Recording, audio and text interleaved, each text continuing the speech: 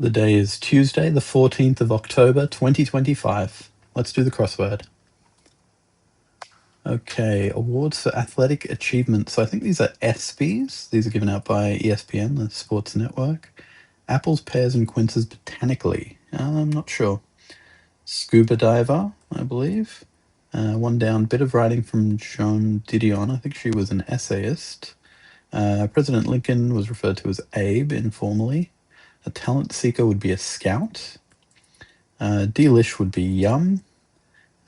Still not sure about this one. In what season are the Olympics during leap years, sweetie? Summer time?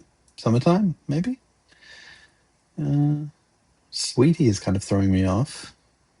Yeah, I think it's summer something. I'm not sold on time. Okay, a jazz lick could be a riff, potentially. Carnival attractions, rides, I suppose. Makes go vroom could be revs. Appreciation for design could be an eye, like I've got an eye for these things. Oh, summer love. Summer love. Okay, so that's where the sweetie thing comes in. Instrument similar to a heckle phone would be an oboe, I think. I mean, it's the only thing that fits. I'm not sure what a heckle phone is, to be honest. Drove like mad could be tore, as in you tore through the area. Should have listened to me would be told ya. And then heavily edited with beauty filters would be yassify. I don't really know how to describe that. Comic Sans would be the font. So bacteria free would be sterile then. Okay. Head turning spectacle could be a scene. Someone's making a scene in public, for example. Come off as could be seem. Seems to be. These are visible when you sport an updo.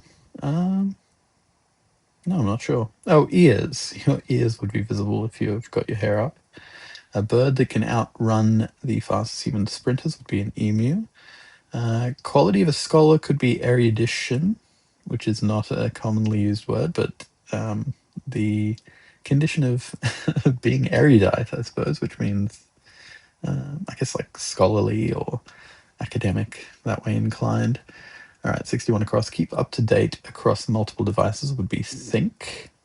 What was this one? Avoiding the limelight, say, would be camera shy, I think. A mule or a moccasin would be a type of shoe. Moccasin for sure. Shoe, mule, I'm not sure about. Backtalk would be sass, if someone's being sassy.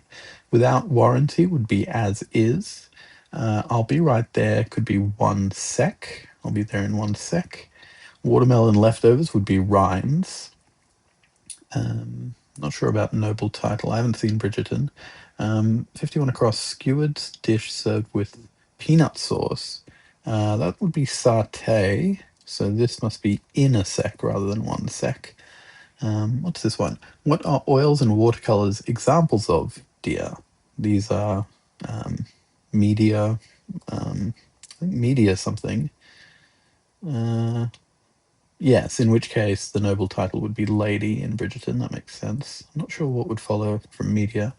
Media darling, perhaps. Okay, this is a fun little theme they've got going here. Award nominations would be nods, often referred to as nods nominations. Stories passed down by word of mouth would be lore, ancient lore. Rita Ora is the pop singer. Got it could be noted. And then a pox on the, not sure. Casual farewell later, like later dude. Puts out in public, not sure. What's this one? Which little rascal's character has a cowlick? So Alfalfa is the name of that child. I'm not sure what would follow from Alfalfa. Phi, perhaps, could be a pox on thee. It sounds very Shakespearean. Puts out in public. Still not sure. Indicator of a penalty in soccer. Indicator of penalty. So they point at the spot. I mean, you could get a card potentially if you cause a foul in the box. Oh, and then puts out in public then would be airs. Okay. Oohs and ahs. Fares and fees. Not sure. Multiple choice option akin to none of the above would be other, I think. 1 of 7 in the Big Dipper would be stars. So that's the constellation. Outer arm muscles, are they lats? Lats or tris, potentially? Triceps. I might leave that out for now. Help for a stumped solver could be a hint. Home of the Taj Mahal would be Agra. Oh, really? That's so, perhaps? Fares and fees would be costs. That makes sense.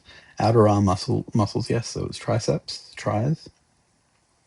Waiting to be used could be in reserve. And then moral justification, not sure actually. So alfalfa honey, which is, I don't know what that is. Is that a food? I assume so. 29 down, keeps talking and talking could be either yaps or yaks. I think yaps here because I'm fairly sure 38 across. Yes, say if you're attending is RSVP. Pitcher's stat is ERA, earned run average.